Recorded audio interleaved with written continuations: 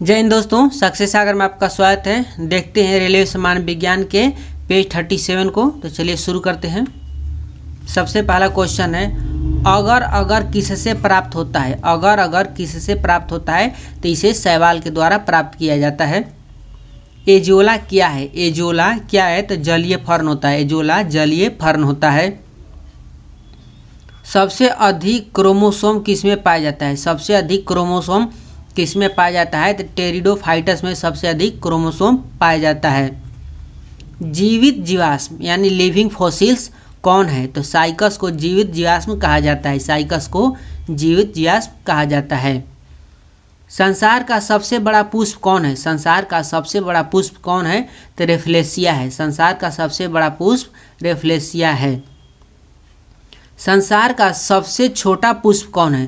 तो संसार का सबसे छोटा पुष्प वुल्फिया है। संसार का सबसे छोटा पुष्प वुल्फिया है।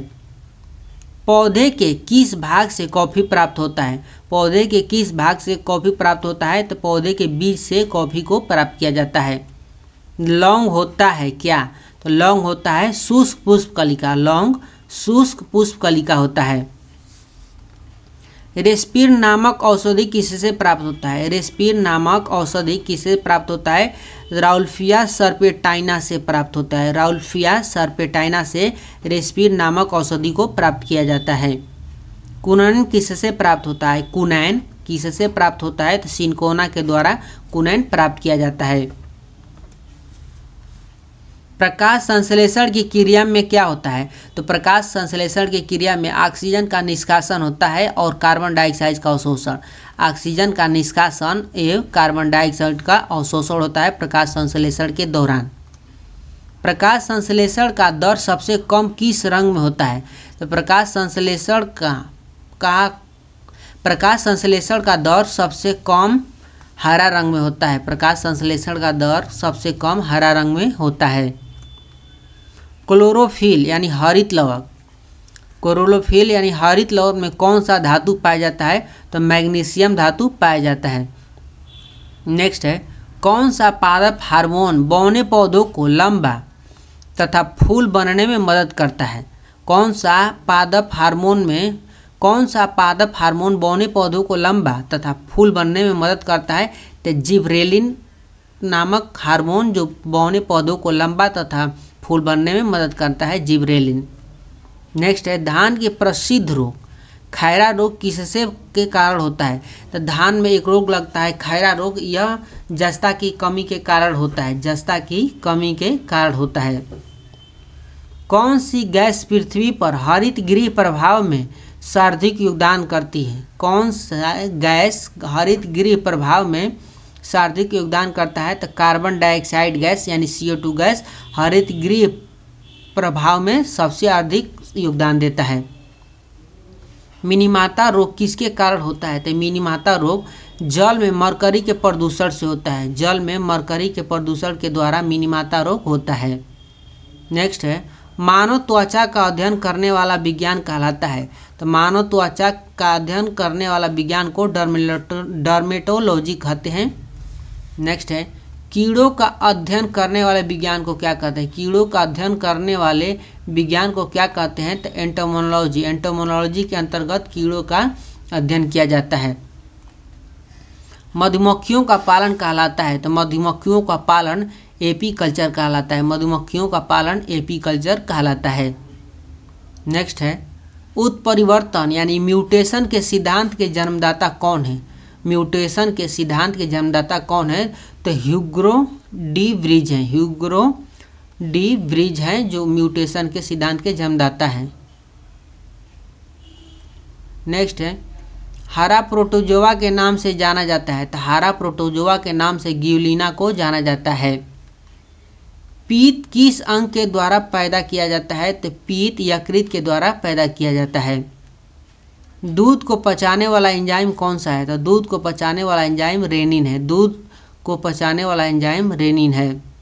मानव शरीर में रुधिर बैंक का कार्य कौन करता है? तो मानव शरीर में रुधिर बैंक का कार्य तिल्ली करता है। नेक्स्ट है, शरीर में हीमोग्लोबिन का कार्य करता है, तो शरीर में हीमोग्लोबिन कार्य करता है ऑक्सीजन का परिवहन, यानी शरीर में ऑक्सीजन को पहुंचाने का कार्य हीमोग्लोबिन करता है। हीमोग्लोबिन में क्या होता है, तो हीमोग्लोबिन में लोहा होता है, हीमोग्लोबिन में लोहा होता है। नेक्स्ट है, मानव शरीर में खून किसके उपस्थिति के कारण नहीं जमता। मानव शरीर में खून किसके उपस्थिति के कारण नहीं जमता, तो हिपेरिन के कारण मानव शरीर में खून नहीं जमता है। रुधिर के प्लाज्मा में किसके द्वारा एंटीबॉडी का निर्मित होता है। रुधिर के प्लाज्मा में किसके द्वारा एंटीबॉडी निर्मित होता है, तो लिम्फोसाइट के द्वारा एंटीबॉडी निर्मित होता है। नेक्स्ट है, लाल रक्त कणिकाएं कहाँ उत्पन्न होती है, तो लाल रक्त कणिकाएं अस्थिमज्जा में उत्पन्न होती है। लाल रक्त कणिकाओं का शमशान कहा जाता है, तो लाल रक्त कणिकाओं का शमशान प्लीहा को कहा जाता है। क्रेब्स चक्र में किसका संश्लेषण होता है, तो क्रेब्स चक्र में पाइरुविक अम्ल का संश्लेषण होता है। क्रेब्स चक्र में पाइरुविक अम्ल का संश्लेषण होता है, पाइरुविक अम्ल का संश्लेषण होता है। मानव शरीर में यूरिया का निर्माण कहाँ होता है, तो मानव शरीर में यूरिया का निर्माण यकृत में होता है। रक्त की अशुद्धियाँ किस अंग में जाकर क्षमती हैं, तो रक्त की अशुद्धियाँ वृक्क में जाकर क्षमती है। नेक्स्ट है, श्वसन की क्रिया कहाँ संपन्न होती है, तो श्वसन की क्रिया माइक्रोकॉन्ड्रिया में संपन्न होती है। श्वसन की क्रिया माइक्रोकॉन्ड्रिया में संपन्न होती है। मानव वृक्क असमटी में पाए जाने वाला प्रमुख रासायनिक यौगिक है, तो calcium oxalate, calcium oxalate. Test tube शिशुओं में विकास कैसे होता है, टेस्ट ट्यूब शिशुओं में विकास कैसे होता है, तो अंडाणु का निषेचन टेस्ट ट्यूब में और विकास गर्भाशय में होता है। अंडाणु का निषेचन टेस्ट ट्यूब में और विकास गर्भाशय में होता है। स्त्रियों के नसबंदी को क्या कहा जाता है, तो स्त्रियों के नसबंदी को ट्यूबेक्टोमी कहा जाता है, ट्यूबेक्टोमी कहा जाता है। पुरुषों की नसबंदी को क्या कहा जाता है, तो पुरुषों की नसबंदी को वैसेक्टोमी कहा जाता है, वैसेक्टोमी कहा जाता है पुरुषों के नसबंदी को। मनुष्य के शरीर में सबसे छोटी ग्रंथि कौन सी है, मनुष्य के शरीर की सबसे छोटी ग्रंथि कौन सी है, तो प्यूटरी ग्रंथि है। गाय और भैंस के थनों में दूध उतारने के लिए किस हार्मोन की सुई लगाई जाती है। गाय और भैंस के थनों में दूध उतारने के लिए किस हार्मोन की सुई लगाई जाती है, तो ऑक्सीटोसिन नामक एक हार्मोन की सुई होती है जिसे गाय और भैंस से दूध को उतारने में लगाया जाता है। किसको अंतःस्रावी तंत्र का पेसमेकर कहा जाता है, किसको अंतःस्रावी तंत्र का पेसमेकर कहा जाता है, तो थॉरेक्सिन को अंतःस्रावी तंत्र का पेसमेकर कहा जाता है, थॉरेक्सिन को। नेक्स्ट है, किस कारण ग्रह सूर्य के चारों ओर घूमता है, तो गुरुत्वाकर्षण बल के कारण ग्रह सूर्य के चारों ओर घूमता है, यानी चक्कर लगाता है। कौन सा हार्मोन लड़ो उड़ो हार्मोन कहलाता है, कौन सा हार्मोन लड़ो उड़ो हार्मोन कहलाता है, तो एड्रीनेल हार्मोन लड़ो उड़ो हार्मोन कहलाता है, एड्रीनेल हार्मोन लड़ो उड़ो हार्मोन कहलाता है। जीवन रक्षक हार्मोन किस ग्रंथि से स्रावित होता है, जीवन रक्षक हार्मोन एड्रिनल ग्रंथि से स्रावित होता है, जीवन रक्षक हार्मोन एड्रिनल ग्रंथि से स्रावित होता है। कौन सी ग्रंथि इंसुलिन स्रावित के लिए उत्तरदायी है, कौन सी ग्रंथि इंसुलिन स्रावित के लिए उत्तरदायी है, अग्नाशय। नेक्स्ट है, नेत्रदान में आँख का कौन सा भाग प्रयुक्त किया जाता है, यानी नेत्रदान करते समय आँख का कौन सा भाग दान किया जाता है, यानी डॉक्टर कौन सा भाग आँख का निकालता है, तो कार्निया को लेता है। नेक्स्ट है, नेत्र में प्रवेश करने वाले प्रकाश की मात्रा का नियंत्रण किस अंग द्वारा किया जाता है, नेत्र में प्रवेश करने वाले प्रकाश की मात्रा का नियंत्रण किस अंग द्वारा किया जाता है, तो आइरिस के द्वारा किया जाता है। नेक्स्ट है, कौन सा पदार्थ मानव शरीर में ईंधन का कार्य करता है, कौन सा पदार्थ मानव शरीर में ईंधन का कार्य करता है, तो कार्बोहाइड्रेट मानव शरीर में ईंधन का कार्य करता है। कैप्सूल का आवरण किसका बना होता है, तो कैप्सूल का आवरण स्टार्च का बना होता है, कैप्सूल का आवरण स्टार्च का बना होता है।